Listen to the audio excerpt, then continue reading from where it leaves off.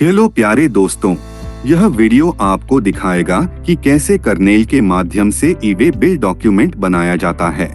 Kernel का उपयोग करके ई-वे बिल बनाने का मुख्य लाभ इसका सिंपल होना और इसका स्पीड में काम करना है। कर्नेल वेबसाइट पर ई-वे बिल डॉक्यूमेंट बनाने के चरणों के बारे में जानते हुए मेरे साथ आइए। डिलीवरी चालान और टैक्स इनवॉइस ई-वे बिल के डॉक्यूमेंट टाइप सेक्शन में एक विकल्प के रूप में उपलब्ध हैं। सबसे पहले आइए जानें कि ई-वे बिल बनाते समय प्रत्येक का उपयोग कब किया जाना चाहिए। जब आइटम आपके वेयरहाउस से आपके स्टोर तक पहुंचाया जाता है, तो हम ई-वे बिल बनाने के लिए डिलीवरी चालान का उपयोग करते हैं। हालांकि यदि आइटम को स्टोर से बेचा जाता है, तो हम आउटवर्ड डिलीवरी सेल्स से डील करते हैं और ऐसी स्थिति में हमें टैक्स चालान जारी करना चाहिए। निम्न फील्ड जिस पर ध्यान देना चाहिए वह है ट्रांजैक्शन टाइप। यहाँ 4 विकल्प दिए गए हैं। आइए प्रत्येक विकल्प के बारे में चर्चा करें ताकि हम जान सकें कि हमें इसका उपयोग कब करना चाहिए।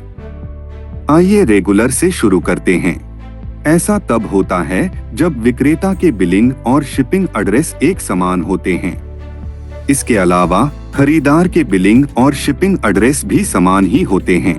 बिल टू शिप टू हम इसका उपयोग केवल तभी करते हैं जब खरीदार के बिलिंग और शिपिंग एड्रेस अलग अलग होते हैं। उस स्थिति में जहां विक्रेता के शिपिंग और बिलिंग एड्रेस अलग अलग होते हैं, हमें बिल फ्रॉम डिस्पैच फ्रॉम विकल्प का चयन करना चाहिए।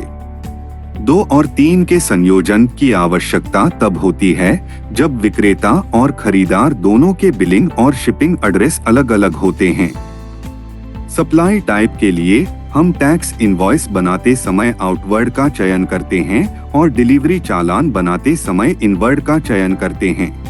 अन्य फील्ड ऑटोमेटिक रूप से जनरेट होते हैं। आइए अगले चरण पर चलते हैं, बिल फ्रॉम।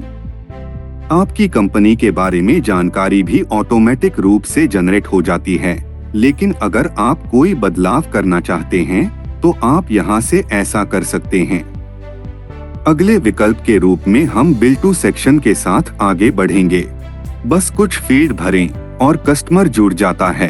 कृपया यह सुनिश्चित करें कि जीएसटिन, पता और पिन कोड पर विशेष ध्यान देते हुए सभी जानकारी सही ढंग से भरी गई है।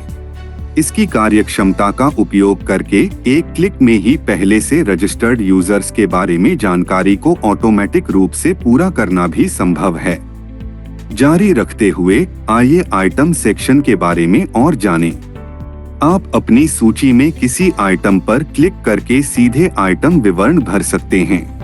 किसी आइटम को जोड़ने का एक वैकल्पिक तरीका HSN या SAC सर्च बार का उपयोग करना है। उसके बाद हम ट्रांसपोर्टेशन डिटेल्स सेक्शन में जाते हैं। पिछले मामले की तरह यह सुनिश्चित करना आवश्यक है कि प्रत्येक फील्ड सही ढंग से भरी गई है। ट्रांसपोर्टर आईडी जीएसटिन के समान है। हमारा अगला कदम पार्ट बी को भरना है। अपनी पसंद के मोड को चुनने के अलावा आप उस वाहन का प्रकार भी चुन सकते हैं जिसे आप खरीदना चाहते हैं। एक बार जब आप अनिवार्य फील्ड भर देते हैं तो यह सब हो जाता है। ई-वे बिल डॉक्यूमेंट तैयार है। एक बार जब आप डॉक्यूमेंट जमा कर देते हैं तो एक फील्ड दिखाई देगी जहां आप अपना जीएसपी पोर्टल क्रेडेंशियल दर्ज कर सकते हैं। जीएसपी रजिस्टर करने के बाद आप ई-वे बिल पर यूजर नेम और पासवर्ड डाल सकेंगे। यह संपूर्ण गाइड आपको इस लिंक पर क्लिक करके यूजर नेम और पासवर्ड बनाना सिखाएगी। आपके द्वारा अभी बनाया गया ई-वे बिल डॉक्यूमेंट एक अलग पेज पर दिखाई देगा। ई-वे बिल डॉक्यूमेंट कुछ ऐसा दिखता है। आप इसे डाउनलोड कर सकते हैं या ई-वे बिल से टैक्स इनवॉइस जनरेट कर सकते हैं। आपके द्वारा पहले से बनाए गए टैक्स इनवॉइस से सीधे ई-वे बिल जनरेट करना भी संभव है। आपको बस ट्रांसपोर्टेशन डिटेल्स भरना है। अन्य फील्ड जैसे ग्राहक की जानकारी और शिपिंग एड्रेस ऑटोमेटिक रूप से जनरेट हो जाएंगे। हमें उम्मीद है कि आपको यह वीडियो देखकर अच्छा लगा होगा और यह आपको कर्नेल के माध्यम से ई-वे बिल बनाने की बेहतर समझ प्रदान करता है।